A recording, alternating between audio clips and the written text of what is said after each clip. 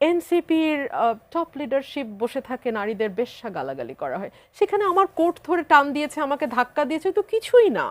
ঠিক আওয়ামী লীগ যে ভাষায় কথা বলতো, আজকে আমি একটা ডাকাতের মতন চেহারার ছেলেকে দেখলাম একই ভাষায় কথা বলতে।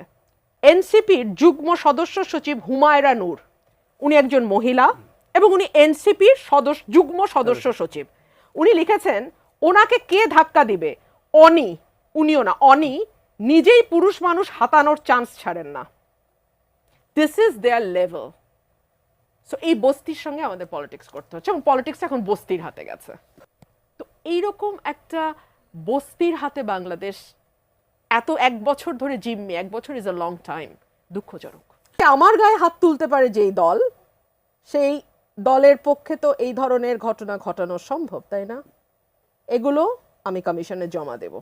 গুন্ডা কারা পালে, গুন্ডা কারা রাখে, গুন্ডা কারা নিয়ে চলে, গুন্ডা নিয়ে কারা নির্বাচন কমিশনে যায়, খুব পরিষ্কার। এক না দুই, আমি যখন শেখ হাসিনার মুখের উপর দাঁড়িয়ে পার্লামেন্টে বলেছিলাম এই সংসদ অবৈধ, তখন হাসনাত আব্দুল্লাহ বঙ্গবন্ধুর উপর রচনা লিখে সেটা পাঠ করছিল বিশ্ববিদ্যালয়। সার্জিস আলম একটা চোরের মতো শেখ হাসিনার সামনে এভাবে দাঁড়িয়েছিল।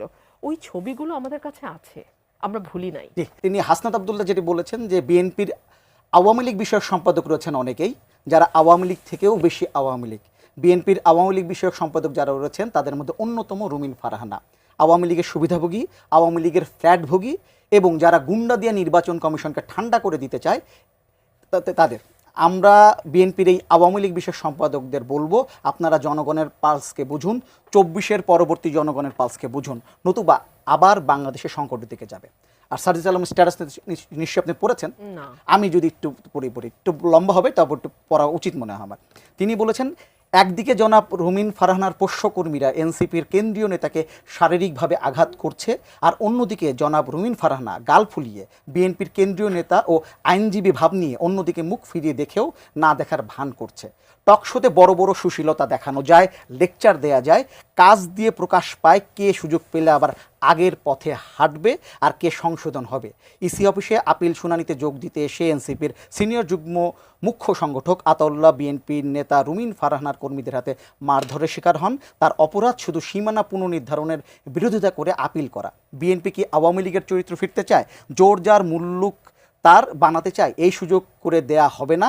ইসির ভেতরে একজন শীর্ষ নেতার নিরাপত্তা যদি নিশ্চিত করা না যায়, তাহলে এই অথর্ব ইসি কিভাবে সারা দেশের অন্যান্য দলের নেতাকর্মীদের নিরাপত্তা নিশ্চিত করবে? সুষ্ঠু ভোট কিভাবে? আপনি কি বুঝতে পারছেন এদের লাইনটা কি, মূল সুরটা কি? নির্বাচনের পরিবেশ নাই, নির্বাচন করা যাবে না।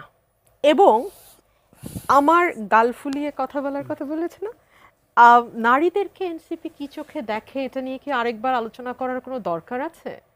এনসিপির টপ লিডারশিপ বসে থাকে, নারীদের বেশ্যা গালাগালি করা হয়, সেখানে আমার কোট ধরে টান দিয়েছে, আমাকে ধাক্কা দিয়েছে, তো কিছুই না।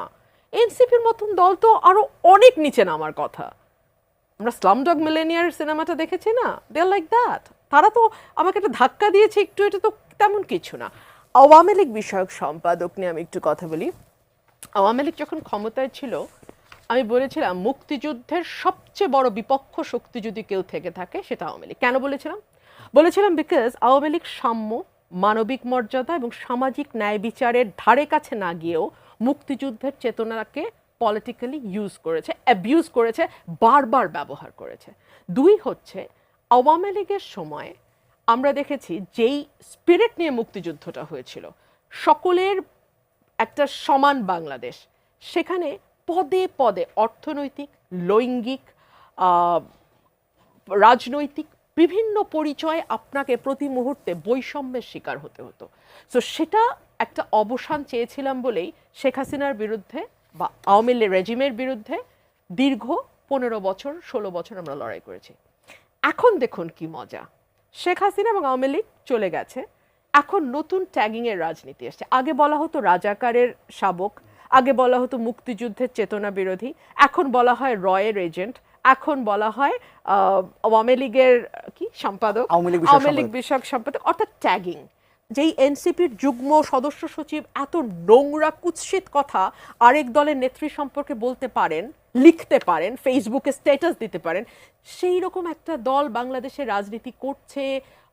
আমি জানি তারা নিজেরাও জানে যে তাদের কোনো ভোটার বেস বলতে কিছু নাই, এই কারণে নির্বাচনটা যত মানে পিছনে ফেলা যায়, যত ডিলে করা যায় সেইটার চেষ্টা। নাহলে আজকে আপনারা, আমি একটা ভিডিও লাস্ট শেয়ার করেছি প্রথম আলোর একটা ভিডিও, যেখানে আপনি দেখবেন যে কিভাবে আতাউল্লাহ, আমি নামও জানতাম না, আতাউল্লাহ উড়ে এসে আমাকে টেনে নামাতে গেছে, সেই ভিডিওটা প্রথম আলোর ওখানে গেছে।